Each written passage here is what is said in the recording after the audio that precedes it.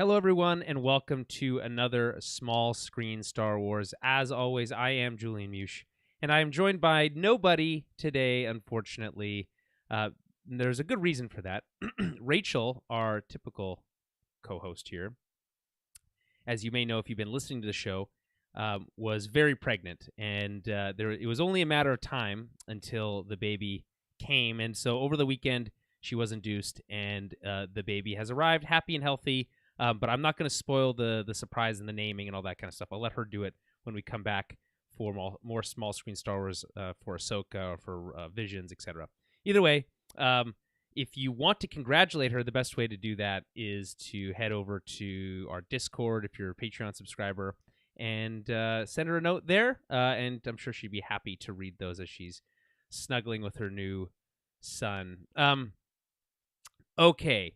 So, again, if you want to celebrate Rachel's baby, you can also reach us on Twitter at Tower Babblecast, BABBLE on Twitter, as well as Facebook, facebook.com/Tower Babblecast. And you can send us emails about the baby or anything at all, really, at towerbabblepodcast@gmail.com. Now, I am recording solo, which means it might be a little awkward today. Usually there's an awkward moment or two in a solo episode, so bear with me on that.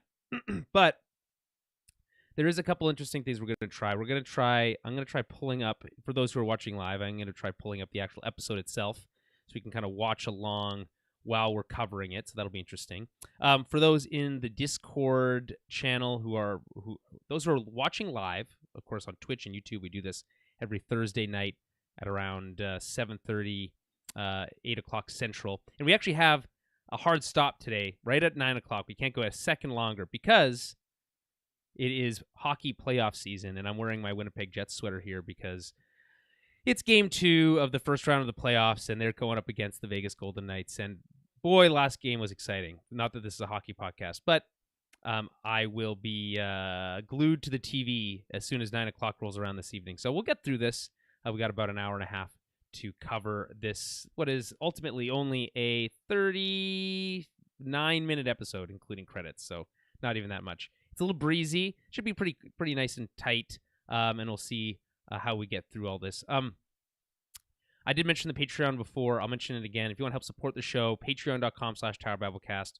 We have 2 tiers. $2.50 gets you into the Discord channel, and you can engage with us there in the lovely community that we have. Or for an additional $2.50, for a total of $5 a month, you get access to our monthly film clubs. We do every month. We do a film club.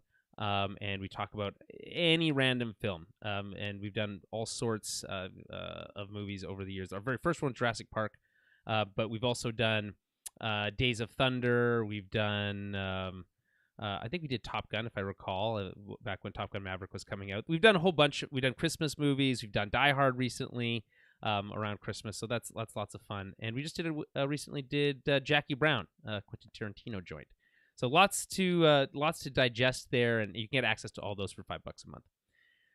Okay, let's get into the whole experience here. So, for those who may be new to the show, I apologize that it's only me, but here's what we're gonna do. We're gonna walk through the whole episode, beat by beat. Full spoilers, of course, for all things Star Wars. There's really nothing off the table here. If you're watching the show, assume that we're going to talk about Clone Wars or Rebels or really anything that's happened in the Star Wars timeline is available here. And of course, we'll give our overall impressions. We'll have I say we because we're talking about the show and it's just me today, but typically it's 2 of us. We'll do overall impressions. I'll read the IMDb review of the week. Of course, that's become a new tradition here. And and then we'll wrap up at the end, maybe some predictions for where next season's going to go or where Star Wars is going to go live action from here. And then we'll wrap up. And for those who've been following around for a long time, who've been here this whole season, thank you so much for listening.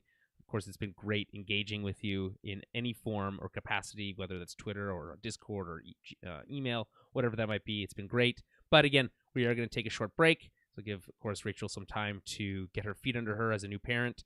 And give me a long-awaited break because we've been going hard ever since the Bad Batch Season 2 premiered. So it'll be nice to step back for just a moment before ultimately on May the 4th, I believe, if I'm not mistaken, which is really not that long, is the Star Wars Visions Season 2. So we'll cover that as well, and of course later in the year, Ahsoka, and there's still plenty of Star Wars Jedi Fallen Order, Jedi Survivor, sorry, the sequel to Fallen Order is also going to be out. We'll talk about that a little bit. This one's a full video game, so it's a bit of a different style. I don't know how we're going to cover that exactly yet, but we'll figure something out. But either way, it will not be weekly going forward after this, at least not until the next weekly series. All right. So with all that out of the way, let's get into the fun stuff, and let's talk about Chapter 24, The Return.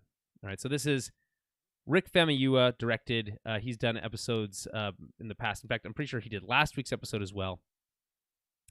And which makes sense because you're going to want to pick up, very much a direct sequel to the last episode in some ways that Star Wars isn't always that way.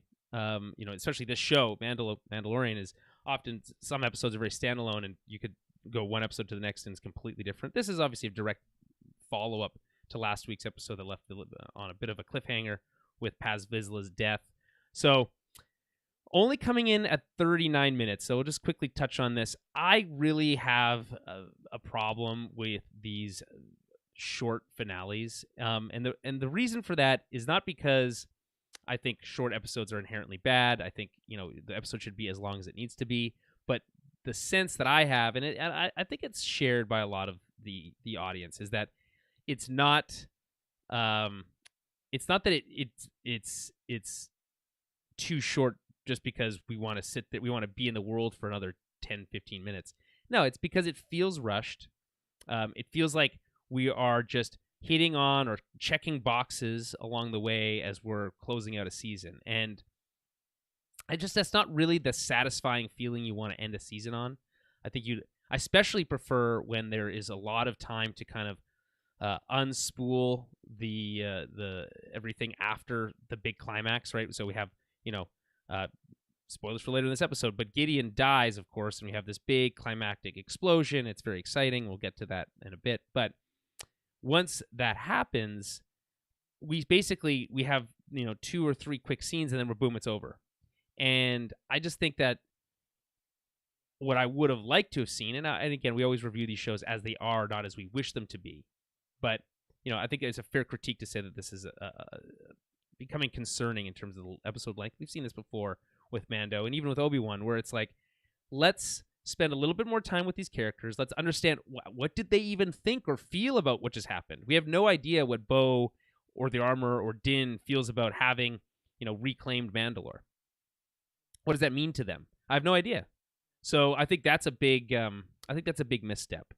And it's not entirely clear why they felt like they need, again, they don't have, say what you will about the tenets of broadcast television, but at least the requirement was that you had to fill a 60-minute block, right? Which is ultimately was about 48 minutes or 42 minutes, something like that, with commercials.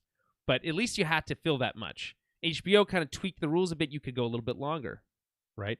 But it was almost never shorter. And now with the streaming stuff, we kind of went through the growing pains. Netflix would have, episodes of Daredevil that were an hour and 20 minutes long, and it was like, that's too long probably for an episode of Daredevil. But, and I think eventually there's kind of this idea that the constraints around the 1 hour time frame help produce a better experience. But, the streaming situation really means that there is no constraints. Your episodes can be short as long as they need to be, and that's fine. I think that's actually good. But this trend towards shortening these episodes feels like we as the audience are being shortchanged, right? Especially, I think problem is compounded this year because it's an 8-episode season, right? So it's already shorter than what you expect. 2 episodes of the season are somehow lost to another show in Book of Boba Fett, which I do stand by the fact, and I've seen more and more people talk about this. In fact, we had a friend of the show and Patreon subscriber, patron, I think is the shorthand for that. Alex Pena mentioned that. I'll just pull it up here. My friend has been catching up with Mando and asked, how did Grogu get back after the end of Season 2? I explained to him about Boba Fett.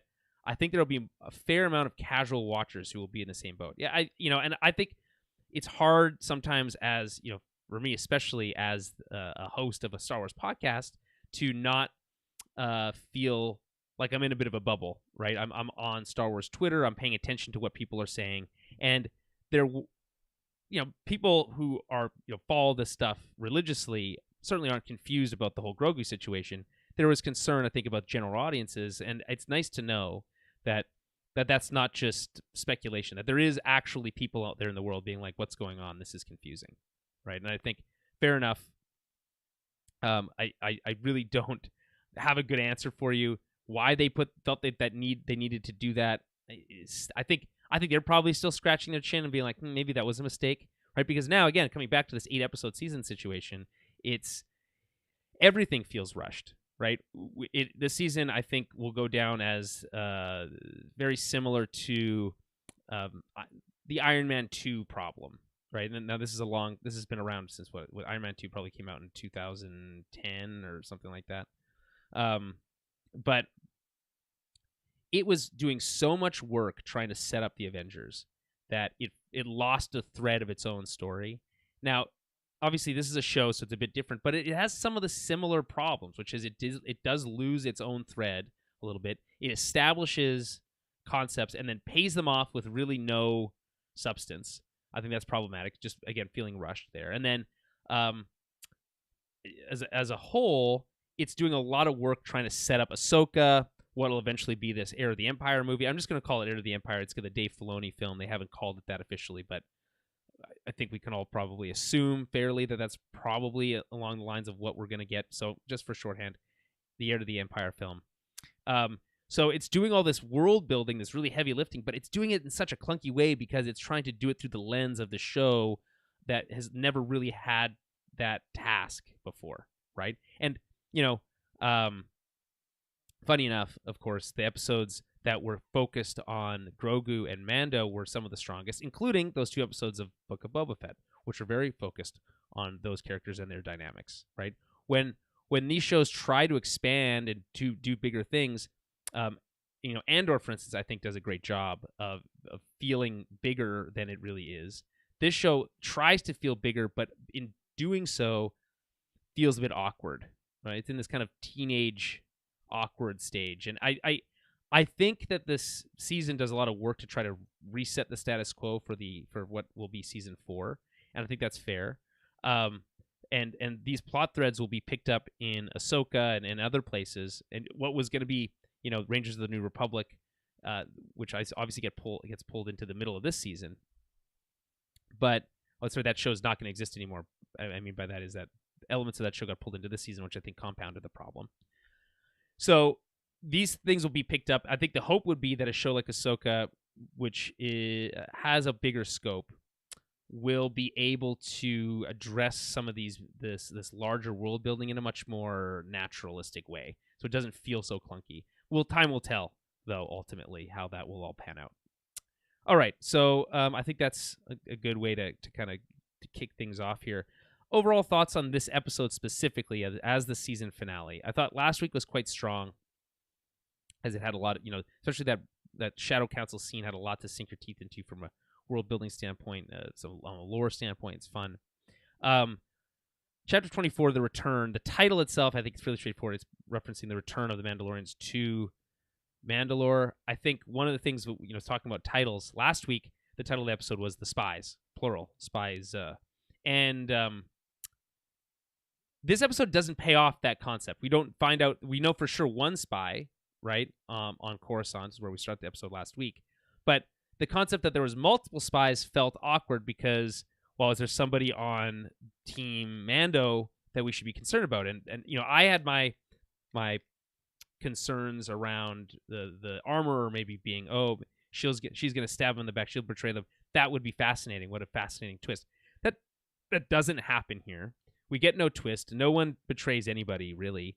And it makes me question why that episode title was called The Spies. Presumably, maybe it's the spies. They're talking about those Imperials who are, around, quote unquote, the galaxy that the Shadow Council is dealing with. But overall, I think what we're dealing with here is, I think, again, another misstep. It just doesn't feel like this decision to call it the spies makes sense when you're not really going to pay off any kind of mystery around there being multiple spies. It's possible that's still out there, that there is another spy still in the making, but I don't get the sense of that. And to be honest, it was fascinating that they made that choice, but it was never really the type of show that we're dealing with, right? We're not in a mystery box type show. So when a mystery box like that is presented, it's very fascinating, but it never pays off. So I think that becomes frustrating as an audience member.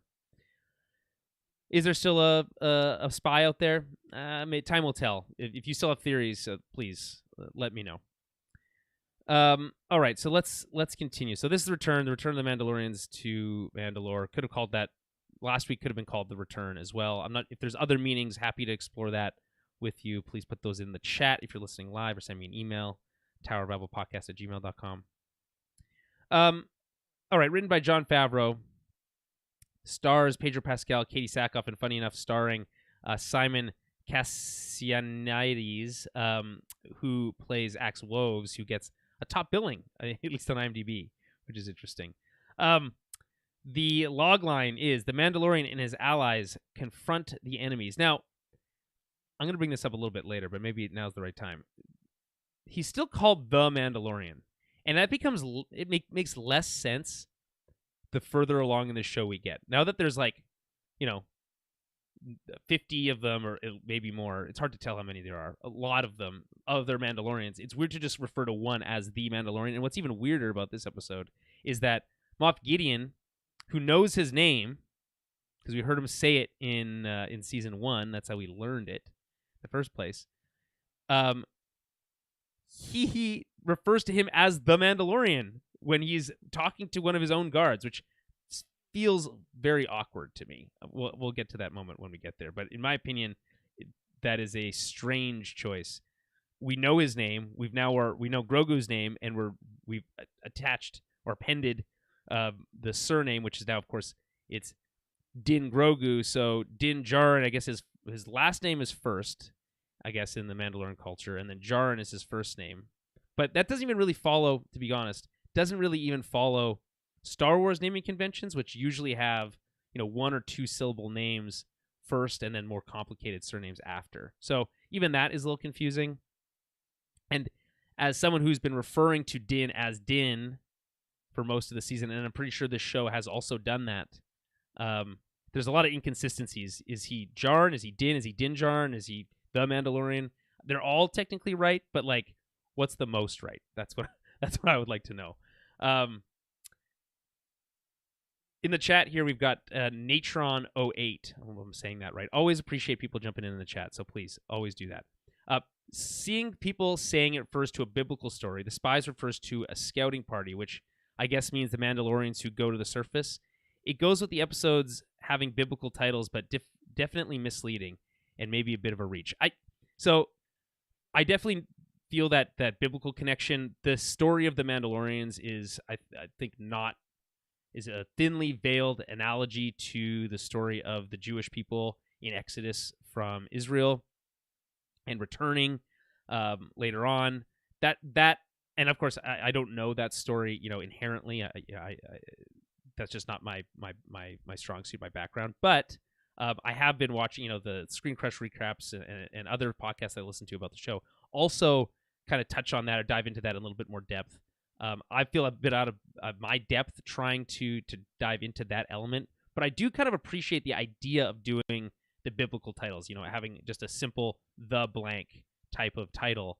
I do think that the episode is reaching a bit when it says when it refers to the spies, again, emphasizing the plural on that, because we as audiences are trained to look at that. If you look at, let's look at all the episodes this season. If you look at all the episode titles this season, there's not a lot of pluralization. The Apostate, The Mines of Mandalore, I guess Mines is plural here. The Convert, The Foundling, The Pirate. The only two that really are explicitly,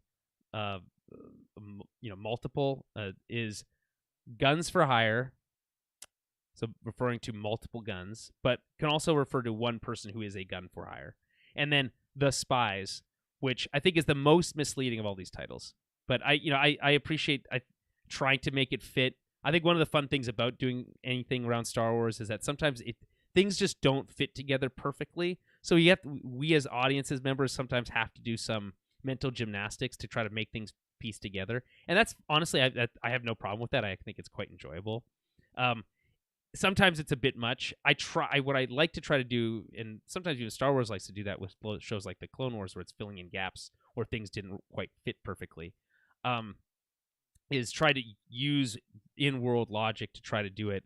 I think if we, pulling too far back out and kind of looking at, okay, what is the show is trying to be an analogy to the Jewish people. It's a biblical story. Also this and that, and then trying to solve it in that way, I think becomes too complex. And I think the show isn't, not to say that it's not smart enough for that. I just don't think it's that type of show. It's not asking you to be that to challenge it that way. But it was fun. Natron brings this back up again. It made for a fun week of trying to figure out who's going to be the traitor, if nothing else. I totally agree. I really enjoyed listening to people, and actually, and last week ourselves doing it on the show, speculating on who we thought the traitor would be. I think it was The Mandalorian and it was Axe Woves as being the kind of the two, biggest marks or possibilities for that. Axe still feels like an odd character to me, despite him getting top billing this week.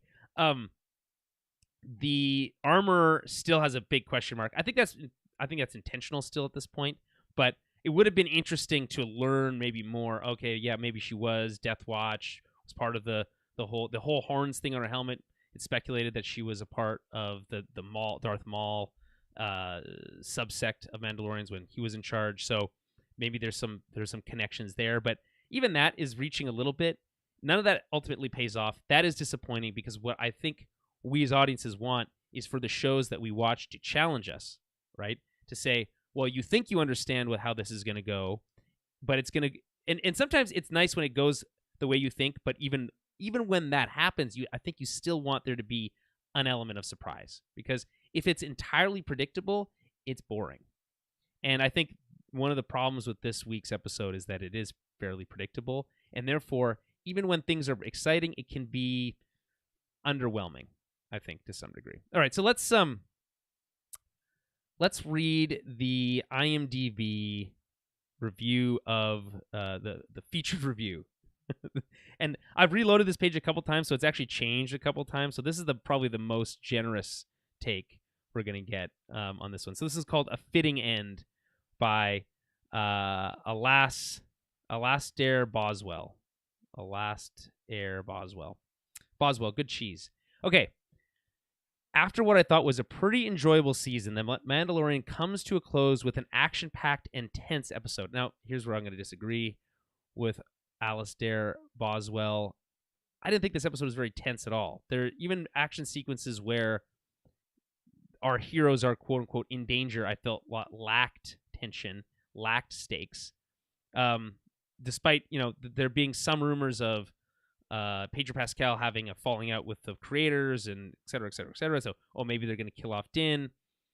I kind of felt like that was a bit of a stretch. I don't think you kill off your most popular character in the third season. Although, again, I would have given the show credit for at least trying something pretty ballsy. It doesn't do that. So I think it does lack tension. Continuing. This season as a whole has been criticized to no end, sometimes warranted and other times not. But I thought it was really fun and definitely had a ton of amazing moments. I largely agree this season has been under the microscope. This is what happens when you make people wait 2 years for a show and then you only deliver them 8 episodes. Every additional, the longer they wait and the shorter the season, the higher the scrutiny is going to be. I think you could use that as an equation at this point. We could prove that out. Maybe we need to do a study. But it does feel that way. I think that there is a lot of fair criticisms. We've levied many at this show over this season.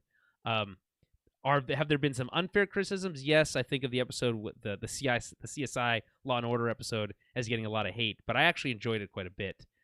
So take for that for what it's worth. Continuing again, I've fallen in love with Mando, Grogu, and Bo-Katan as a team. They really worked so well together. The ending of this episode promises a great fresh start for certain characters, and ties up plot threads from the previous 2 seasons quite nicely. Again, slightly disagree. It does this reset kind of approach, but it makes a lot of the rest of the seasons, the kind of those weighty finales at the end of the last season and season 1, feel less important now, especially in retrospect. Dave Filoni as a creator could probably do for letting his characters die when they actually die a little bit more often, but we'll get to that a little bit more. Continuing for the last time, it was just a little bit rushed, but definitely not disappointing. See you later, Din family. So yeah, I guess fair enough. I think that for most people is going to be a pretty standard take. If you look at the 62 reviews here, there are quite a few negative reviews. There's a 4 to 10. Welp, at least we got 2 entertaining seasons. This one says, yeah, I'm disappointed. Disappointing, but not surprising, really. So let's peek that one. This is the 3rd review I'm writing of season 3 on The Mandalorian. This time with the respect to the season finale. Yeah, 4 to 10 is low, and as a standalone episode, it deserves more than that. But it's not. This is Star Wars, and this is The Mandalorian, and this needs to follow season 2's incredible fan-pleasing finale. It let's face it, the build-up of the story arc of season 3 was lazy and disjointed and unsurprising. Did anyone really expect a great finale? Nope, because it had to build on what came before, and what came before was the gradual erosion of the high point of the season 2 finale. First by the mediocre Boba Fett, then by this season 3. Season 2 made me fall back in love with Star Wars, and I'm pretty sure many others felt the same. But by the end of this season, I'm sure I'm not alone in saying I don't care anymore. I mean, I think that's a bit harsh because you just said you fell back in love with season 2, and then you had a couple bad shows, and now you don't care anymore again. It seems a bit much, a little flip-floppy. You're allowed to just enjoy them for what they are. You don't have. Not every show needs to be the best one ever. Now, I do think it is fair to say that this show coming on the heels of Andor feels disappointing. It feels disappointing coming on the heels of season 2, 2 years ago. But, is it still some of the best Star Wars stuff? Yeah, it's still pretty high up there, ultimately, in terms of production quality, in terms of some of the fun connections into the greater world. Is it lacking story depth? 100%. No question. I feel like I know less now about Din Djarin's state of mind and Bo-Katan's state of mind than I did coming into this season. And I think that's a big problem, right? They feel much more like caricatures than they do real characters anymore, and I think that's a problem as well. But again, we'll get to some of that as we kind of unpack this episode beat by beat. And with an hour left to go, we better get into it. I will mention, I just want to read this title of this review one more time right before we leave, though. HBO's Andor versus CW's The Mandalorian. I think that's a fun kind of shorthand to talk about why these things are maybe the way that they are. Because, again, Andor was so good and so meaty. And it asked you to ask all these questions, and it challenged you as an audience member. And then you come back to The Mandalorian, and it's much more spoon-fed. It's much more simple. And the comparison to CW, of course, things like The Flash or Supernatural are a little bit more light and airy as a show compared to what we get on HBO, things like Game of Thrones, etc. So I think that's a fair comparison. It feels apt, in my opinion. All right, so let's get into the recap. Let me get some water here before we do that. It's tough when you're doing a solo podcast. You don't have as many opportunities to take a sip. So just give me 1 second. Okay, so shall we continue? So I'm going to pull up the actual episode itself. I am going to turn the audio off because obviously you don't need that. But, watch along here with me as we go, and we will cover this step by step, moment by moment. So we're starting with the recap. We're talking about Pershing's research and Gideon's secret project, him denying that he was working on cloning at all. Also, Gideon's disbelief at Mando and Bo's partnership. This also feels weird because it doesn't really pay off in any way, where he's kind of like surprised that they're working together. It ultimately seems like it's all part of his plan by the time we see him next, so that's, I feel like, a little awkward as well. We look at their whole plan of taking back Mandalore. We see Axe Woves escaping through the tunnel in the ceiling.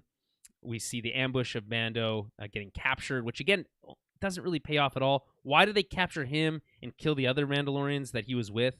Is it just because they have a personal grudge at this point? It's probably it, but it does remind me. We'll get to it a bit. There is an Austin Powers reference here that it does remind me of.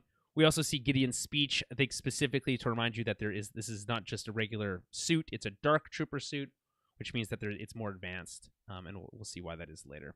And then, of course, we end on Paz Vizsla's death at the hands of the Praetorian Guard, which, though very cool at the end of last week's episode, feels even less meaningful now somehow. It just feels like he didn't have to do that. What did we gain from that, from him dying there? Why didn't he, if in this scenario, in that room, it seems like there was a way to escape through the ceiling, he could have just flown away. Again, feels like there's a missed opportunity there to kind of make it feel more important than it maybe was. But nonetheless, we start on Mandalore. We spend basically the entire episode there. And Bo-Katan, we pick up basically moments after last week's episode ends.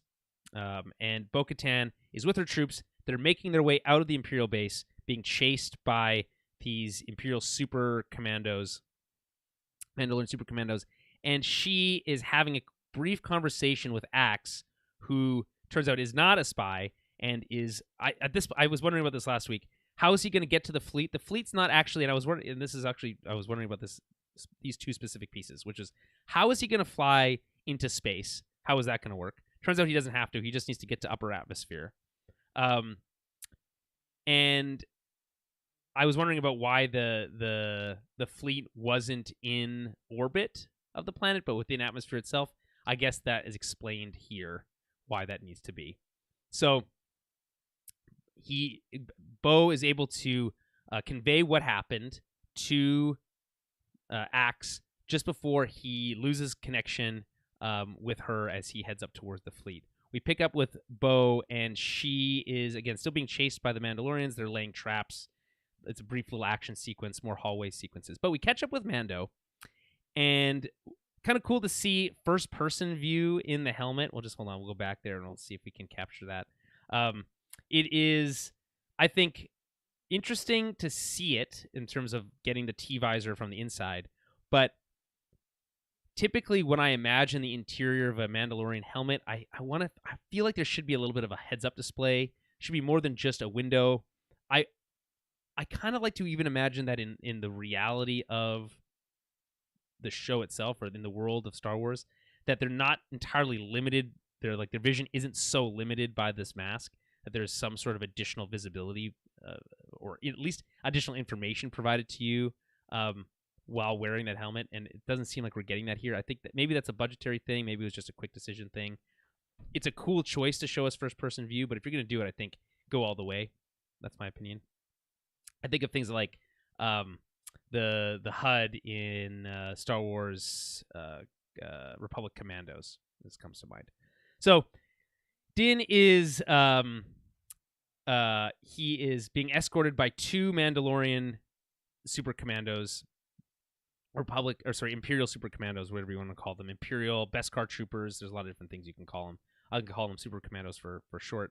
And it just very much reminds me of Austin Powers when Dr. Evil has Austin Powers captured, and they're like, don't you want to see it? Don't you want to see it happen? He's like, no, I'm going to trust that it's going to go off without a hitch.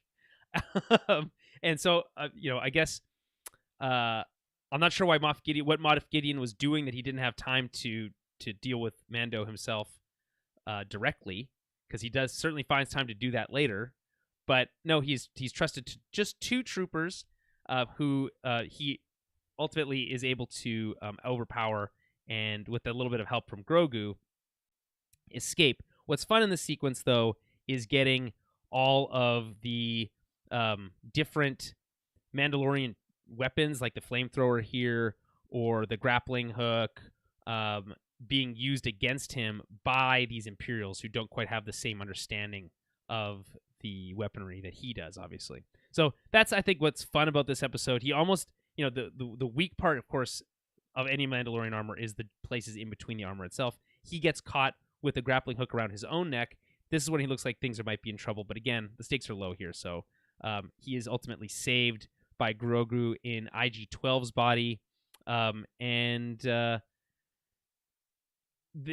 is a fun moment where he gets the hypo spray in the face. It's a good gag. This is much more in line with some of the comedic stylings of previous episodes of The Mandalorian, but in the finale, feels a little bit out of place. Ultimately, fine though. I'm not. That's a minor nitpick. So, Din has a brief conversation with Grogu. Very cute. He's looking very cute. I love the little nod he gives Din at the end here. But basically, the speech is about the fact that if they don't stop Gideon now, it will never end. Now, this does remind me of the scene from last week when Bo said she should have killed him when she had the chance.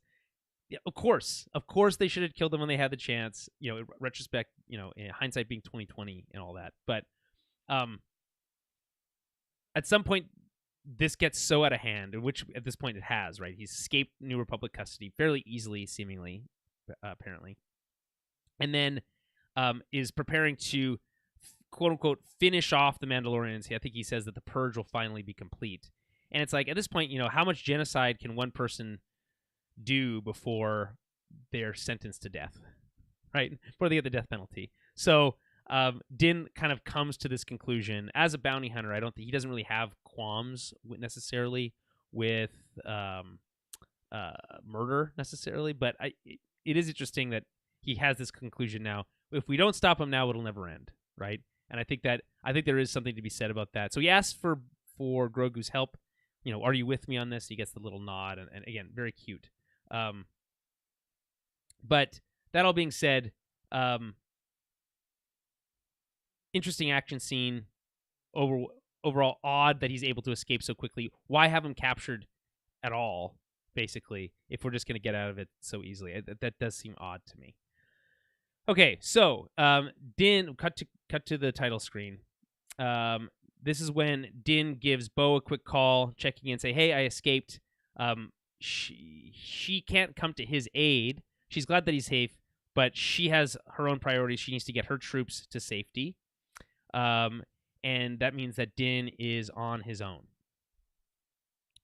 Then we get what is ultimately what is a very brief shot of the TIE interceptors launching. This is really cool to me, just purely from a visual styling standpoint. I love to see it. I'm going to pull it up here as soon as assuming my Disney Plus isn't broken. But you love to see okay, here they are. So they have this kind of folding wing design hanging like bats within this cave. It's a really awesome visual style for an Imperial base. Full stop. That's awesome. I think this was on the Screen Crush recap. They mentioned that one of the designers for Return of the Jedi, which is where the first time we saw the interceptors arrive, designed them to look like bats. So that's kind of a nice full circle element to it here. What's interesting about The Mandalorian as a show is that it's shown us variants on existing ships that feel unique, but also fit the world. I think of the TIE fighter that Moff Gideon arrives on at the end of season 1 that's able to land, has like this low profile folding wing formation. So he's able to land on, right in town, basically. And then we get these, which are a variant on the standard TIE interceptor, but hanging down. And then when they are launched, their wings kind of fold up into the typical look that we see. I think it's a very cool, novel concept that they did here. So a fan of that. Then we get this scene of Moff Gideon being briefed by a trooper. I don't know who's voicing this trooper, but it sounds like a very traditional stormtrooper voice, right? There's something about this voice that this trooper has that feels like it's right out of the 70s. So I guess kudos on that one. So he's tracking the Mandalorian. It's weird to me that we have this scene with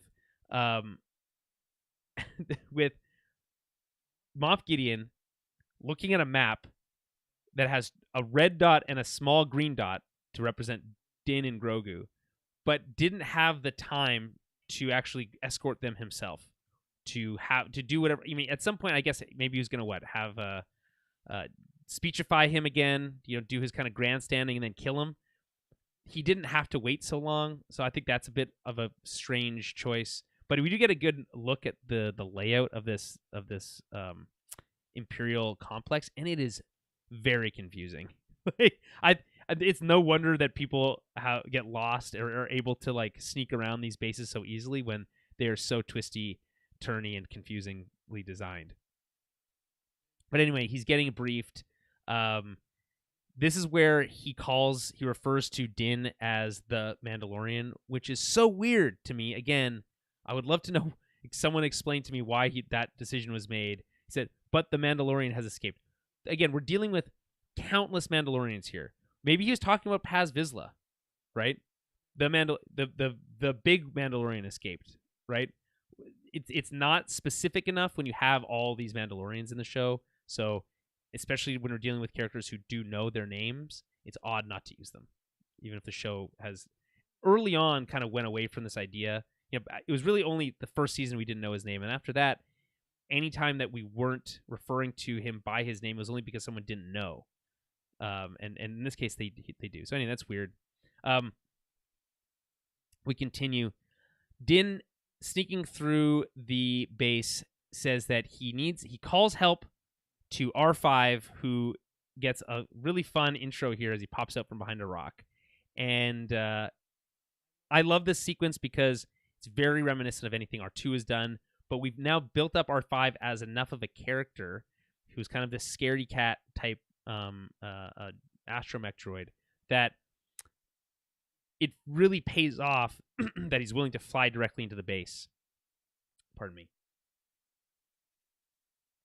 It's very satisfying. So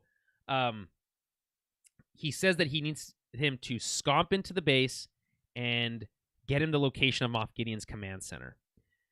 So I went ahead and I have pulled up the Scomp Link Wikipedia page. A Scomp Link was an accessory that followed an astromech droid or BD unit to plug into a computer via a socket. Also, Imperial, it just lists all the different droids that have Scomp Links. Get to the important part.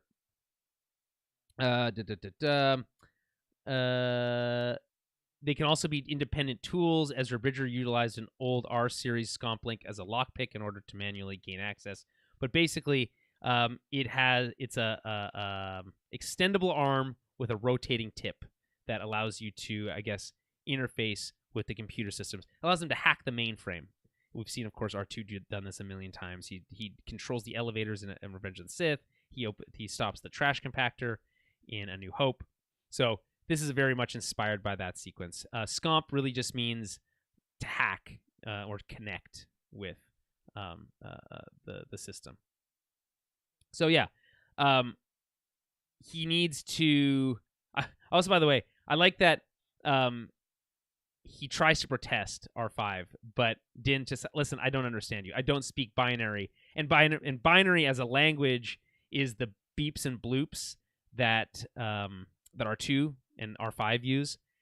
Some people understand what that means, what the beeps and bloops mean, like Anakin was able to, but I think most people generally don't. I love here, though, by the way, when R5 peeks over the edge into the bottomless pit and kind of gets the shivers. But overcomes it. Again, that's the point here, that R5 as a character is able to overcome his fears. It's very satisfying. He has to avoid a mouse droid, of course, the little mouse droids that we see all over. We've seen them on the Death Star, etc. So the plan here is for R5 to send him the schematics. He gets the schematics and is able to identify the command center of where Moff Gideon is hiding, and that's basically it. There's not much to describe there. there's not much of a challenge here. R5 is able to hack in fairly easily, get him the schematics. I do like the Mando's little wristwatch with the map. It does remind you of potentially reminds me anyway of Star Wars Jedi Fallen Order. The map that you have by BD1 is projected in a very similar way. Anyway, so we then cut briefly back to Axe as he approaches the fleet. He reaches the fleet and makes a kind of impassioned announcement of basically, hey, you guys need to get out here. Let's back up, and we'll listen to this one live, as it were. All right, give me one moment. I'll make that happen. Let's go.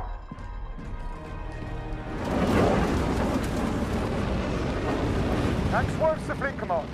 The scouting party has been ambushed by Imperial remnants. They're launching fighters to destroy the fleet. Received. How should we proceed? Load the gauntlets and send all available troops down as reinforcements. Leave the capital ship behind as a decoy. Bo-Katan needs our help. So yeah, I kind of wanted to play that one because I really do genuinely love Axe Wove's voice. I think it's a very cool sounding voice. He's able to make the speech sound very believable.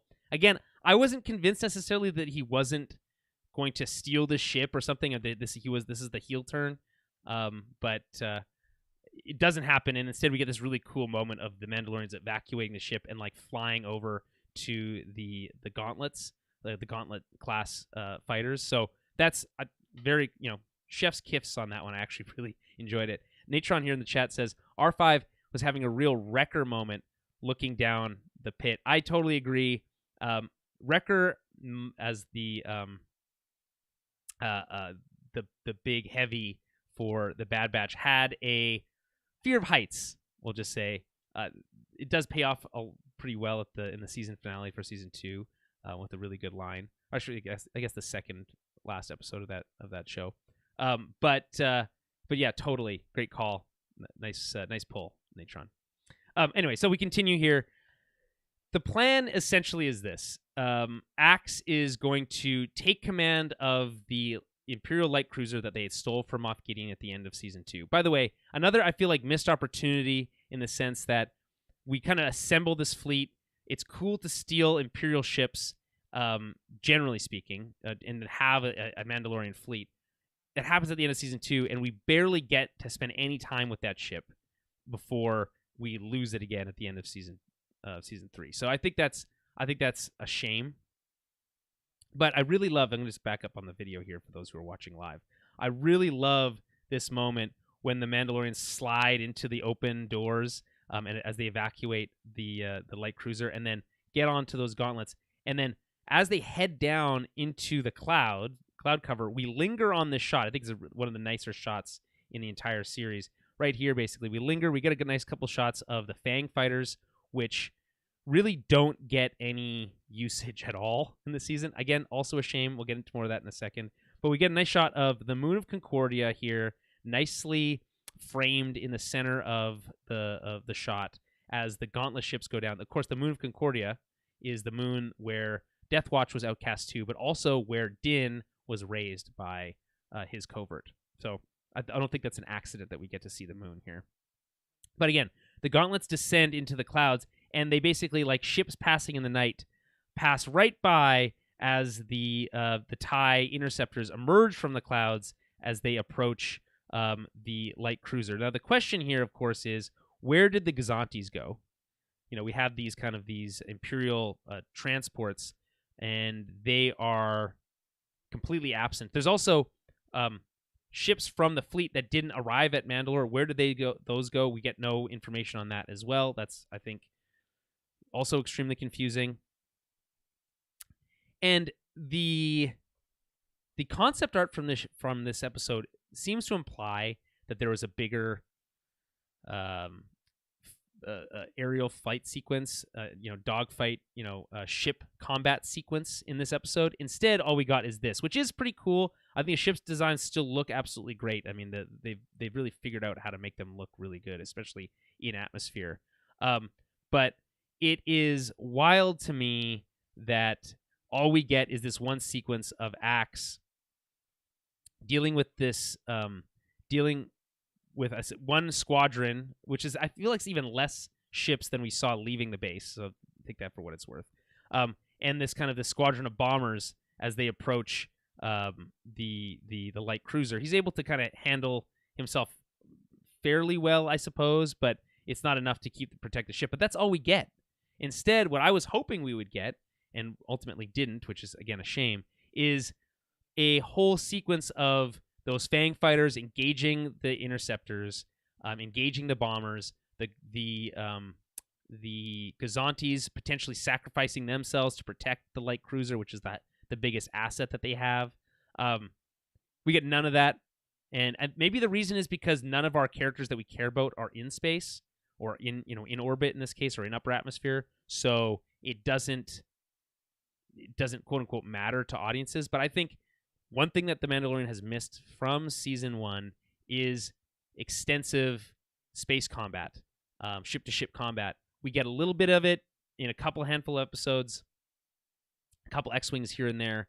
But all things considered, we'd never get anything even close to even something like what we saw in episode 8 with the bomber sequence, or episode 7 or episode 6 with the Death Star 2. There's just nothing that even approaches any a capital ship on capital ship type of combat, and I think that is a shame, right? We know the Imperials have capital ships still. We don't get any of that here. It's rare to see the Mandalorians with a capital ship. We don't see that very often.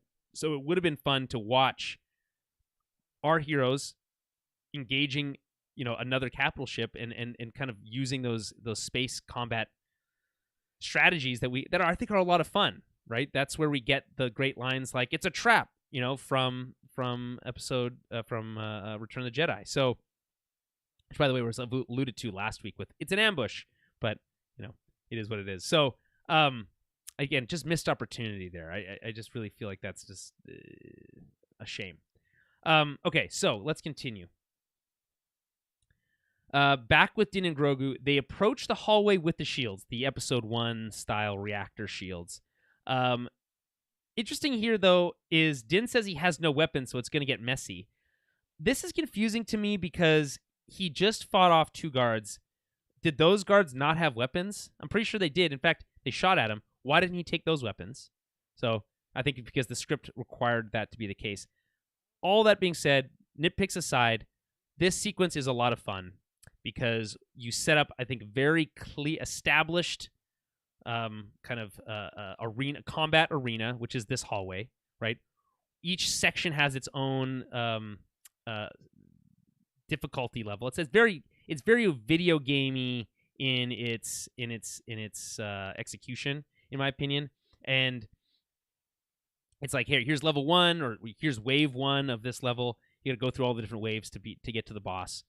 I think that's a totally fair, actually totally fine way of approaching this sequence. I like that we have this fun conceit of the shields. It operates a little bit differently than we saw in episode 1, where it was automated, right? But in this case, what we get is him controlling the shields when they open and when they close. I would have, I think, liked it to be a bit more intricate, potentially, like maybe moving between them forward and backward, maybe trapping all of the Mandalorians within one shield zone would have been a fun idea. But overall, again, not judging it for what it could have been, but for what it is, we'll let it play out here as I'm talking. But it, I think, is very clever. The very first encounter that he has ends with this fun moment where he does the knife throw, the whip pan knife throw, which is a tried and true cinematic move, but it's extra fun because he goes to reach for that guy's blaster as he falls into that bottomless pit. And you got to have a bottomless pit in Star Wars, so that's fun. So instead, he gets armed with just his knife. He gets to go up against some guys with a electrostaff. Electrostaff's something that we don't see we haven't seen as often, but we have to see quite a lot of actually in this episode. You might remember electrostaffs as being one of the tools that those vibro guards, I think they're called, or whatever they're those General Grievous's like personal guard from episode 3. So they had vibrostaffs and they fought off Obi-Wan and Anakin on the bridge when they're rescuing Chancellor Palpatine. So there you go. That's your lore pullback of the day. I like that they have these riot shields. I think those are really cool. The way that he uses them here from a choreography standpoint, pardon me, I think is clever. He's just, what they do here is make the Mandalorian feel very capable, which you like to see as a part of a hero. Again, obviously the stakes here don't feel particularly high, but as far as action sequences go, I think you're not going to get much better than that in a show like this. So kudos. I like that, unsurprisingly, R5 has to deal with the mouse droid who interrupts him, making Din's encounter within the second to last shield zone more difficult, more challenging. In fact, he's asking for them to open the shield. It's unclear why, because he hasn't taken out the last guard yet, but then emerges from the smoke in a very fun way to take out the last two with a blaster, shooting between their, presumably between their armor. There's something that was brought up on a podcast or on a recap I watched somewhere, but this concept that it's really challenging to know when a shot is a killing shot when everyone's wearing Beskar armor, right? He's able. It seems like Mando's able to take out guys fairly easily, but when he's being hit in a similar way, it doesn't affect him in that same way. So that's that. Anyway, that's a nitpick, but it's something to think about. I do love the moment where when R5 escapes, one of the mouse droids falls into that bottomless pit. Big fan of that. That's a very fun little Star Wars gag. Okay, so next, we get Din and Grogu walking through the room with clone vats. We got a brief glimpse of this last week.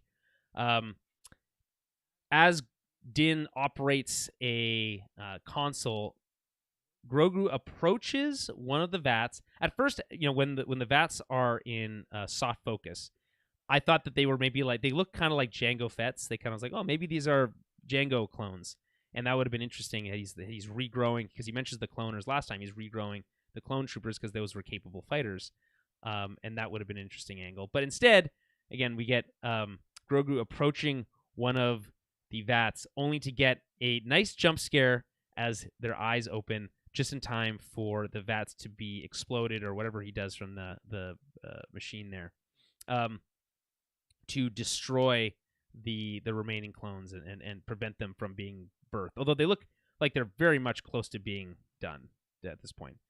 I think what's interesting here, specifically about the whole clone sequence and kind of seeing these tanks be destroyed, is that we get the conclusion to a lot of threads that we have had lingering since the first season, which we thought was he was cloning, that Moff Gideon was working to try to clone the Emperor, but really he was out for himself. We learn, I think, definitively, finally, that Moff Gideon is a complete egomaniac, right? He finishes the Dark Trooper suit. He says last week that the best improvement, that it is him in it, right? And now he's not just talking about himself being inside his suit that he owns, but the concept of there will be a bunch of versions of him in those suits who are also able to wield the Force. And by the way, he said that he was nearing a breakthrough on this. Is it where else was he getting the midichlorian blood? Was there other Jedis that he had to drain? Interesting to think about. We don't get an answer to that, but presumably there was some other donor somewhere that he was able to tap into. I feel, for whatever reason, this reveal feels somewhat underwhelming, and I don't know why. I feel like it's more interesting if it's tied into the Emperor thing, but we got a connection to that last week, so maybe that'll be picked up elsewhere by Ahsoka or something else. But this idea that Gideon is able to clone himself also opens the door to this problem, which is that when you start dealing with clones, when someone dies, like Gideon does at the end of this episode, you're never really fully convinced that they're dead, because a clone of them could come out at any time. So I think that's a problem that the show's going to have to deal with. I get the easiest way to deal with that is just never bring the clone up.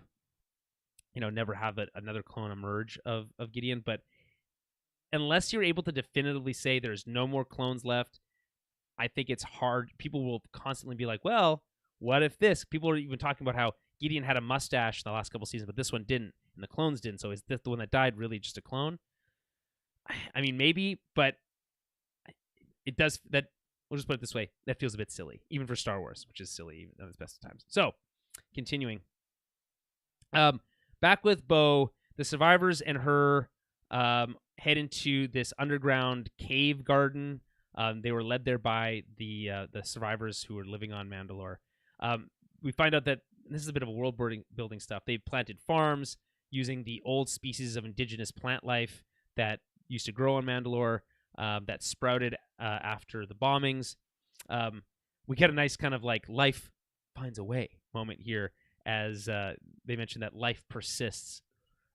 It's interesting because Bo mentions that she was surprised that there was any life outside the Dome Cities, which isn't surprising to anyone who's ever seen the animated series, where the outside the Dome Cities might as well just been a piece of white paper that they were drawing characters on. It was so unappealing as a surface, just basically barren desert. But we don't spend almost any time here. This is such a weird scene because we get this brief moment of, oh, wow, look, there's a garden. But then we leave immediately. We're like, oh, we need to get my troops to safety. They go to this place, and they're literally there for 30 seconds before the armorer calls with backup, right? And they're like, okay, on to the attack. Boom. So I thought that was, like, it's just odd pacing-wise. It kind of feels awkward. But really cool shots here of the Mandalorians flying, especially, in the second here when she pulls the Darksaber and, points it into battle. As someone who's been watching the animated shows and all that kind of stuff, we've seen Mandalorians fighting in air with jetpacks and stuff. It's very cool. It's always very cool. It was always hard to imagine what that would look like in real life, in live action, but it's realized in a very good way. It doesn't feel cheesy. It feels epic in the way that it should, and it despite however they're doing it, whether they're on cables in front of the volume or however it works, I think it looks great, and I think it's exciting. Say what you will about the episode as a whole, it's exciting to see a whole platoon of Mandalorians with jetpacks being led by Bo-Katan with the Darksaber. That sentence alone is pretty cool. So it is what it is. Do like the top-down shot of the drop ships and the Mandalorians flying together. I thought that was a really cool shot as well. So this is when we get this really cool flying action sequence where we get these super commandos facing off against the Mandalorian platoon in midair in the hangar area of the Imperial base. Really love the shot of them kind of like clashing as they meet. Very reminds me of like Battle of the Bastards in Game of Thrones. And we get some cool moments here. There's a moment where Bo-Katan uses the Darksaber to slash at somebody, but it I don't know if they just didn't want to show it because it's a kids show or whatever, but it just looks like she doesn't hit anything at all. So I don't know. Take it for that we will. And of course, the armor is only using her tong and hammers, which also feels like a much more challenging tool to use if you're in flight combat, but take it for what that's worth. So meanwhile, Din has arrived at the briefing room and gets locked inside, classic villain move. And Gideon arrives. Grogu hides while this is happening, which I think is the right move, because you need to keep your and by the way, Din steals this jetpack from one of those Imperial guards, but I don't think ever uses it in this episode. So he just walks around with this white jetpack on the whole time, and I think that's interesting. Let's put it that way. I don't. It's unclear if he ever gets his original back, which I think is way cooler looking. It matches his armor, but it's weird that they make note of him getting it just so that he doesn't use it. It's an interesting choice. Anyway, so he has this standoff with Moff Gideon, who is very pissed. This is probably Giancarlo Esposito's best moment in the series here, where he's having this kind of final confrontation with Din. He says, "You smothered them before they could draw their first breath." The way he says the Force, it's very cool. I don't really have any notes there. He's a great performer, and he's able to make some of this kind of silly dialogue feel very epic in a way that I think is interesting. His full armor with the helmet, with the horns and the cape, has some allusions to Darth Vader in its shape, and the way he moves, kind of slower, more deliberately. We get some of the kind of robot sounds, kind of really show off and imply that his suit is made of. It's not just Beskar, but also he's kind of has his strength enhanced by the suit as well. But again, pissed about the fact that he wasn't able to complete his army of force-wielding soldiers that all look exactly like him. So during the scene, Din's kind of holding his own, but then the Praetorian Guard arrives. The 3 that murdered Paz arrive, and we're doing a number on Din before Grogu arrives as a distraction. The Praetorian Guards chase him into the briefing room, and before Din can go to help, he's kind of distracted by Gideon and prevented from going to Grogu's aid. So it's 1v1 and 1v3. Grogu versus the 3 Praetorian Guards, and then Din versus Moff Gideon.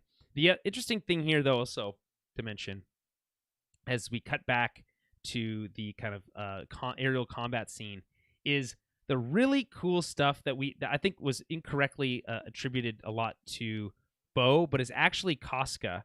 We get Casca Reeves doing some really cool stuff. There's a lot of cool slides in this episode, where they're like sliding on their knees or sliding around on the ground. So she does this move where she slides along a pad, then comes up underneath, and then uses the knee rockets that we saw, of course, Boba Fett use in season 2 for the first time in a way. And you know what? They make less sense when you're standing on the ground, but when you have a jetpack, the knee rockets make a lot more sense. So I thought that was really cool. Anyway, back with Grogu and the Praetorian Guards. He's kind of holding his own as he has to escape his IG-12 body and basically play hide and seek and evade, tag basically with the Praetorian Guards. It's fun as he's running around with his little feet. It's always cute to see. Meanwhile, Din kind of getting his butt kicked, and again, I'm not going to break down action sequences here on a beat for beat sequence, but we do get a couple moments where Bo stabs a guy through the chest with the Darksaber, and then sees that Din's in trouble and comes to his rescue. Right? And they do this little trade-off where Din gets his blasters back, and Bo gets to have the confrontation with Moff Gideon, which feels much more thematically weighty for this to happen because of what we learned about last week about how she had to basically surrender to him, and then he betrayed her. So they get to have this final stand where he says, "Give me back the Darksaber," and then immediately destroys the Darksaber, which is an interesting choice. But we get to see that he also uses these staff, electro staff, which is a pretty fun concept. Meanwhile, Grogu, trapped under some pipes, looks like he's about to be taken out when Din comes to his rescue, and this is probably one of the coolest moments in the whole episode, where Grogu uses the Force to assist Din in combat, and I think it's a really cool move. Basically at first, he saves his life, and then they basically trade off saving each other's life over and over and over again. So we then briefly cut back to, and it is, by the way, all this is intercut with like aerial combat with random Mandalorians. Take that for what you will. It's cool enough, but it is kind of weird. But we come back to essentially Grogu messing with these Praetorian Guards as Din has to fend for himself. It looks like he's about to be taken out here. Din stops the blade with the Force, and then Din is able to use his blaster, which, by the way, it's very much reminds me of Indiana Jones when that guy's like pulls out that sword and Indy just shoots him. It's much easier to take out the Praetorian Guards when you can just shoot them when they have short range weapons, melee weapons. But again, Din obviously helped, and it's fun to see them working together in that way. It's actually really compelling, and I hope we see a lot more of that in the second season. Then, surprisingly, we get Axe returning. He's taking the ship that is crashing, the light cruiser, and he's going to crash it into the base as a final kind of execution of the Imperial presence here on Mandalore. So he's calling to Casca and everybody to kind of abandon ship and get escape before he crashes in, because he doesn't want them to die. Obviously, get out of there. Of course, that means that our heroes have to stay behind. So we get this final standoff between Bo and Gideon. Again, awkward because Gideon says, "Give me the Darksaber and I'll grant you a warrior's death." Cool line, granted, but becomes a little weird when not even 10 seconds later, he uses his strength as the with the Dark Trooper suit. And while she's holding the Darksaber, it's crushed in her hand, destroying it, or at least partially destroying it. And he's like, now it's dead. Now that the Darksaber is dead, Mandalorians become weak without their trinkets. And it's like, weren't you just asking for the Darksaber? So I feel like motivationally speaking, it's a bit confused. But then we get this whole line about how Mandalorians are stronger together, and that's when Din and Grogu arrive to kind of team up, which I think is a very satisfying moment. At this exact same moment, the ship crashes down into the cavern. The rest of the Mandalorians escape, and I really like how Axe kind of uses his wrist rocket to escape the bridge right at the last moment, so he doesn't have to go down with the ship. I always feel like at this point it's going to crash itself. There's no reason to sacrifice yourself here. So I also like, as we catch up with our heroes as they're facing off against Gideon, who is kind of kicking their butt, right?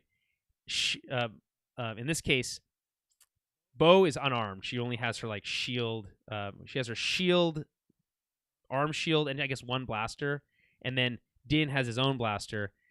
Grogu's helping here by using the Force to throw his weapons around. They all team up in this really interesting way to basically hold their own long enough for the explosion of the massive ship to kill Gideon. It's kind of funny if you look at it because Bo uses her little wrist shield to defend them against the biggest explosion you've ever seen. And it's like, was that really going to work? Maybe, maybe not. I guess it's a last stand situation. But as we cut back, we find out that just like at the end of season 1, Grogu, who has gotten much stronger with the Force, is now able to create this protection bubble around them. Also similar to the finale of Rebels with Kanan holding back an explosion to save others. In this case, no one has to die, and we get this amazing moment where beautiful visuals. I've never really seen CG fire look that good, so I'll just give the show props for making that look absolutely incredible. With this beautiful glowing bubble around them, and then he of course gets tuckered out by use of the Force at the end. So just quickly before we close out on that, and coming in on 15 minutes before the end of this episode, and having to jump over to the hockey game, apologies for we can't go longer, but we'll have lots to talk about, especially as we get into Ahsoka. There's gonna be lots of speculation, but thought that the finale, the climactic action sequence, largely satisfying at the very end of it. Once Grogu's out of his IG-12 body, so weird that that's so short-lived, so odd to me. But it is what it is. And it's unclear, do they reclaim his body and then use it with the IG-12, with the new IG-11 circuit chip that they get later, or is this an entirely new body with the head that they get previously? That's not clear to me either. But just weird to pay that off in the semi-finale and then have him use it for a handful of scenes before it being dropped. It seems like an odd choice. Again, that leading to this feeling of it being rushed. But I liked how they teamed up at the end, and I think that creates this entirely new dynamic that the show hasn't had before, and I think largely works. I think the idea, it reminds me of Rex and Anakin, or Cody and Obi-Wan. Someone in full armor, more traditional, blasters type of armament, with a Force wielder, and what they can do together is very exciting. And I imagine they'll be able to play with that in a lot of interesting ways in season 4. So I like that. I think Gideon's death feels fine. The way he dies in the explosion is pretty cool. We don't see a body, so again, who knows, right? Maybe that dark suit, that dark trooper armor is able to help him survive that explosion, and we don't see he uses that to escape. I wouldn't be surprised if we see him again, but I also feel like the show needs to justify it if we're going to do that. So again, I thought that was fun. I like the choice of using the ship to destroy the base, Imperial tool to destroy another Imperial tool. Disappointed that there wasn't a twist, really. This is, again, fairly predictable, but is what it is. I kind of talked about that already. Okay, so continuing here. We are at, we basically cut from that explosion directly to the next day, or maybe even the same day. It's unclear. Again, we get no unpacking of people's feelings about any of these things. We just go right to this next sequence. And it is, we hear drum beats. There's a ceremony going on. We're at the Living Waters. They're able to now, get the lights on. There's banners up. They've done some renovating, so it's unclear how much time has passed here. Din watches on with Grogu as Ragnar Vizsla, who is, of course, the son of the late Paz Vizsla, who just died last week, takes the creed. Of course, this is a nice full circle moment because at the very, very first scene of the very first episode of the season, this was happening, but he got interrupted by that giant turtle crocodile thing. So in this case, it goes off without a hitch, despite there being giant monsters under the water, which is a nice moment. So we'll see if Ragnar gets a larger role later in the series. But as the last remaining Vizsla, it's nice to see that there's still one left on Mandalore. So after that's done, Din approaches the armor and makes a plea for Grogu to be able to take the creed. Of course, we had heard him arguing against it because he's too young to speak, therefore too young to take the creed. Them's the rules, right? I also like, by the way, that everyone at the ceremony is wearing a helmet. Just even the ones who don't always wear their helmets, I think it's a nice sign of respect, of treating the creed with this level of respect that I don't think it probably got in a kind of the pre-Mandalorian fall era. I know Bo talks about that and kind of how they treat it as kind of pomp and circumstance. So it's kind of nice to have that here. But anyway, Din says, well, what if his parents signed one of those waivers that said he was okay?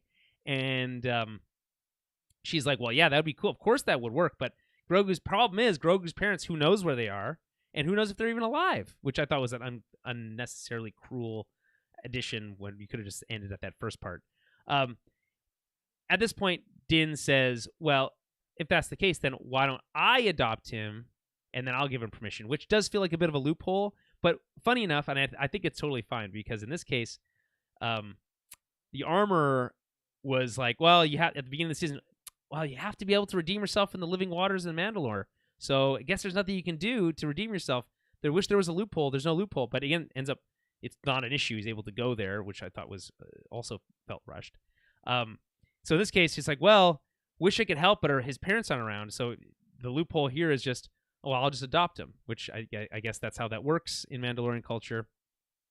So he's able to have Grogu graduate from foundling to apprentice, and what that means ultimately, again, feeling super rushed here at the very end, like we can't wait to get to the ending, is, oh, well, I guess you can't stay on Mandalore. You'll have to go on your journeys just like you did. I think the implication here, by the way, being that the person that took him on his journeys was the armorer. I would like to know more about that. That'd be interesting, but we don't get to see that. It's not explicit here. The other thing is, I love the way that she says, this is the way. She really emphasizes this when she says that he should adopt, or when he says he should adopt Grogu. I do like that moment. Natron here in the chat saying, Grogu had to get his field trip form signed. Yeah, exactly. That's exactly right. And because his parents aren't around, it'll just have to be his legal guardian that will be allowed to sign that exemption form. Essentially. It's okay. Here's the thing. Jokes aside, people have been treating Grogu as Din's son for a long time. I would kind of push back on that a little bit because it felt a little awkward. But I think the more we spent time with them this season, the more it made sense. The way that Bo constantly was referring to him as his kid, et cetera, et cetera. So it's nice to finally it's like when someone, people are together for like 10 years and they're not married. It's kind of nice when it's like, well, they don't need to be married. They're kind of, what's really going to change, right? But it's nice to kind of make it official, right? So in this case, hey, let's just make this whole adoption thing official. He's officially my kid. Nice to see a nice interspecies adoption too. I don't feel like you see that very often in the galaxy. Because, of course, the last adoption that we saw, as far as I can recall, was, there's Andor. He was adopted. That's not interspecies. And then, obviously, Luke and Leia, also not interspecies. So there's some groundbreaking here. Grogu, very progressive, we'll just say. Sorry, Din, very progressive. So, yeah, I think that is, I think, fun to deal with. But, again, we don't get Bo, we don't get her in, what does she think of this? We don't get really anyone else's impressions of it at all. I think that's a missed opportunity. And again, the culminating element there is that ultimately he has to leave Mandalore immediately after they just retook it, so they can go on their adventures together. It just feels a little like the script is demanding this rather than this feeling natural to the world. Next, because we don't have any time, we go and we catch up with the armorer, who has got lots to do today. She's carrying an Olympic torch, hands it off to our new Mandalorian leader, Bo-Katan Kryze, who lights the Great Forge of Mandalore with it, kind of reigniting the Mandalorian culture on Mandalore, as it will. Right? Obviously, very symbolic gesture here, as obviously there's no crafting happening at this exact moment. But all the Mandalorians start clinking their gauntlets together. I think this is, by the way, when they introduced this concept the first time, I thought it was really cool. The gauntlet clinking just as a concept is interesting. And then we get Axe Woves yelling for Mandalore in his very cool voice. And I actually thought the way that they did that, or the voice track that they used for that, I thought was very, very cool. So anyway, that's the last we see of Mandalore this season, because we off to do other stuff to wrap up the season with Mando. But interesting finale there. What I really, really want to see is, what do these destroyed dome cities look like, in a couple years after they've had a little bit of time to rebuild? How much have they cleaned up the city? How much of it is livable versus not? How are they dealing with these giant creatures that are roaming around? Before we leave Mandalore, of course, I should mention, Grogu enters the water and has this, looks into the water, and I guess either communes with the mythosaur, or I'm not sure what's going on there necessarily, but the camera pans down through the water, and we see the mythosaur again is still awake. What that means, it's unclear. I think a lot of speculation has been that Grogu will eventually tame the mythosaur using the Force, just like he did the oh my god, I can't remember the name of the creature from Book of Boba Fett last season, or so in the season of Book of Boba Fett. No, not a Sarlacc. What the hell is that? Anyway, the thing that Luke puts the bone into its mouth, and then why can't I remember?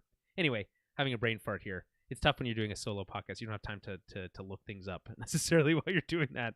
But that he'll eventually tame the mythosaur. Yes, thank you, Natron. The Rancor. So he tames the Rancor last season in the Book of Boba Fett, and now presumably the next step will be that he tames the mythosaur and is eventually the ruler of Mandalore, or the leader of Mandalore for the next 900 years or something cool like that. Time will tell us, I suppose, on all that, but interesting way to introduce the mythosaur the first time in episode 2 and then not really pay it off is fine. Ultimately, it's fine to have dangling threads like that, but it's weird to just be like, don't forget, it's still there, when it's just the way that they frame it, though, it's confusing. It's not clear what they're trying to communicate there. All right, next we go to Delphi Base. We don't know what planet this is. I still hope it's Scarif. We go to Delphi Base, where we catch up with Captain Teva. And Din and Grogu are there to basically stop in and say hi. Weird that there's no fighter escort that they're able to just land, no problem. I guess presumably he called in and everyone was cool with it. We get to see Dave Filoni wearing his hat in the background, his character in the show still. So he's chatting and having a drink at the bar here as Din has a conversation with Captain Teva. Captain Teva essentially thanks Din for his help with the Empire here. They kind of have this exchange, these pleasantries, like, "Oh no, don't worry, you guys would have taken care of it." Although it feels like that's maybe kind of he's flattering him a little bit because I don't get the impression that the New Republic is capable of really handling the Empire in any especially great way at this point. But he's here. He says that he's there on business, and that he's there to basically pitch him on a business deal, which is that, listen, I'm a bounty hunter by trade. I've got this new apprentice, so we have work to do. How about I work for you, not necessarily the New Republic as a whole, but I work for you as an independent contractor under the table to deal with some of this Imperial remnant business and whatnot, any kind of the scum and scourge of the galaxy. So he's a bounty hunter, but like he works for the good side, and he only takes out bad guys. It's a fun premise for another season of television. It certainly returns the show to its roots from season 1, where he's kind of going out and picking up bounties. I like kind of a little bit of the banter here, basically being like, "I'll think about it. Like, I know you already did. It's a good deal, et cetera, et cetera." So it seems like Carson Teva's cool with this whole plan, and Din's basically like, "Well, hey, give me that IG droid head that's up with these trophies, these different Imperial helmets that they have lying around." It's unclear to me if that IG droid head was there when we first saw it. I'm sure it was. But it's nice that comes full circle here with Grogu kind of pointing, being like, "Oh, it reminds him of someone he knows," obviously talking about IG-11 in this case. So he gets this droid head. We guess, because of course we cut to this next scene. We return to Navarro, and we have to. So from the end of the fight sequence on Mandalore to these moments, I have to imagine that several months have passed, because Navarro is pretty cleaned up and rebuilt at this point. They had done a lot of cleaning up on Mandalore, so it would be nice to get some clarity on how much time has passed there. But it's got to be like weeks to months is my feeling on that. So we now go to Navarro after having struck this deal to set up next season, entirely there just for that purpose. And we have this extremely brief scene with Greef Karga, where he gives him the deed to a cabin just outside of town. I like this scene because it's showing a little bit of growth from Greef here, basically saying, "Listen, I'm not going to try to sell you on, give you the whole sales job for Navarro. If you don't want to be my marshal, fair enough. I'm not going to force you. I'm not going to force you to take on land that you don't want, et cetera, et cetera, et cetera. You're Mandalorians who just settled here and now are moving again. What a whirlwind experience for the people on Navarro. Again, it's feeling extremely rushed. It's just like that stop in the cave. We're just going to stop there and leave immediately.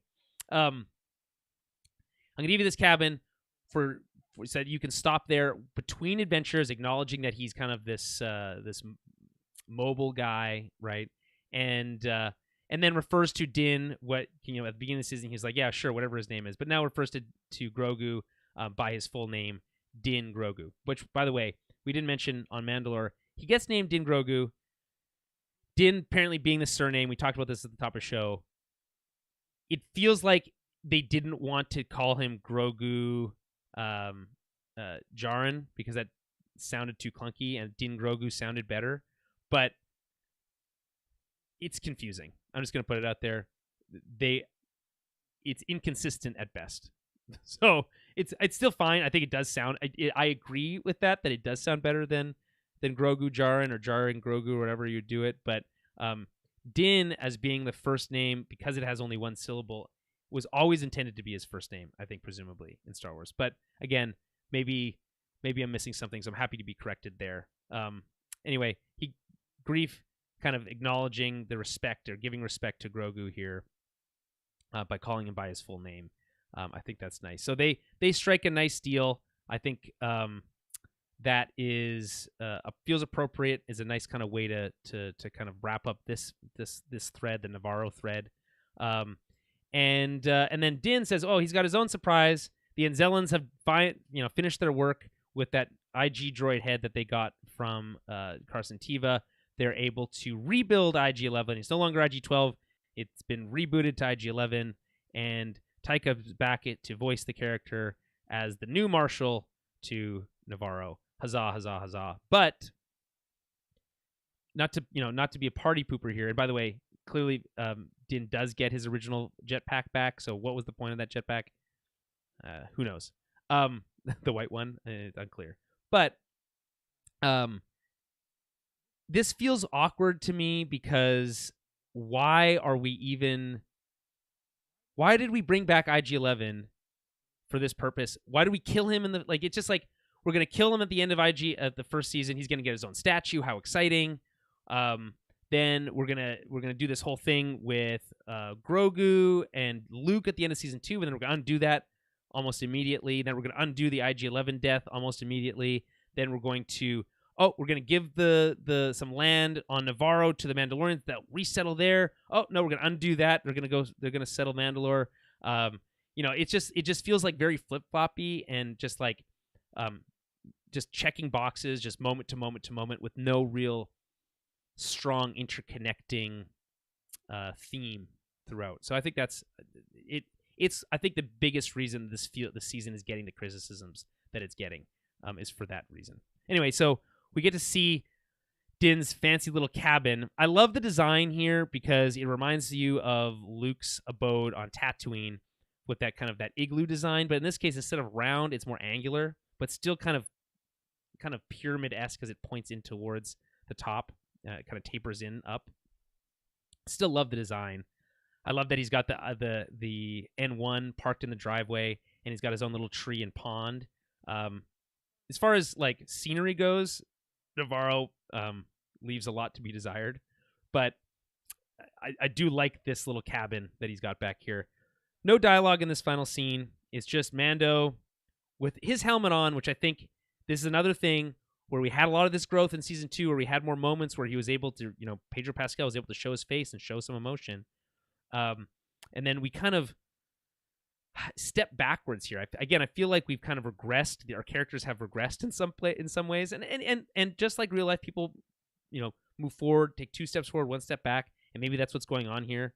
But I don't get that impression because, again, we don't have really any sense of these people's inner psyche at this point because we have spent no time exploring those concepts at any point during the season. It's all plot, no character, and I think that is a massive mistake. So we have to, he's here alone with Grogu. I think he could get away with his helmet off, but no, he's going to follow the rules. He's going to still continue to follow the rules. He's going to sit back in his little rocking chair, look on as Grogu plays with frogs, just like we saw him do on, with Luke back in Book of Boba Fett. And then the way that we end it with this iris zoom or iris wipe, basically, where they Looney Tunes style pull a circle in on on just Grogu and Din, feels a little weird.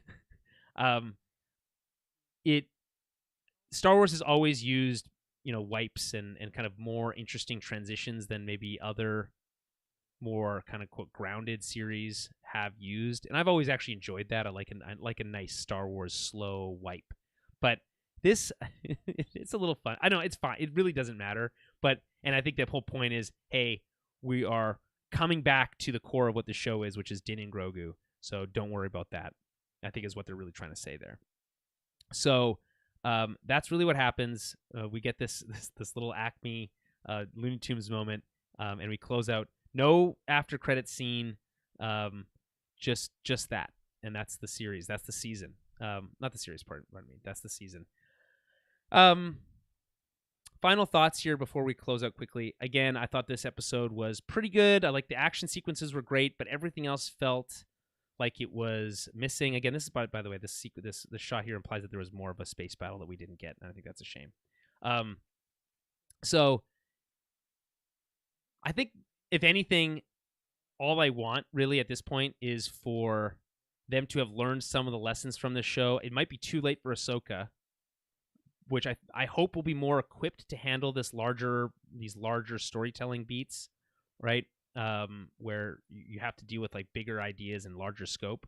But I can't promise that. I hope that's the case. But the best case scenario coming out of this would be, or at least the least worst scenario would be, that they learn their lesson from this season and are going to slow the pace down a little bit for season 4, and are going to be a little bit more deliberate with their storytelling. And I think if they've learned those lessons, if they're able to take some learnings from this season, some of the reaction and feedback that they're getting, and make some tweaks and changes for next season, I think that will be well appreciated by fans of this show. And I think be a return to form for it as kind of the flagship show within the Star Wars universe right now. So that's it for The Mandalorian. We'll be back to cover the Ahsoka, which is going to pick up on a lot of these threads, right? It's going to pick up on a lot of these threads, and I hope, as I mentioned before, I hope it does it better, or maybe not better, but at least a little bit more deftly. A little bit more nuance would be the hope. But either way, that'll be kind of the next major step in this chapter. And then I think maybe when we catch up with Mando again, it'll be a little bit smaller stakes, which I think is fine. If ultimately we get a little bit more character work, I think would be nice. And I think also exploring some of these concepts about how he feels about Bo-Katan being able to take off her helmet and he can't, and all these kind of these things that we just can't explore. We haven't had the time to explore because the show has been running at a mile a minute. So largely though, enjoyed it. I'm a big Star Wars fan, so anytime I'm watching Star Wars, I'm going to enjoy it.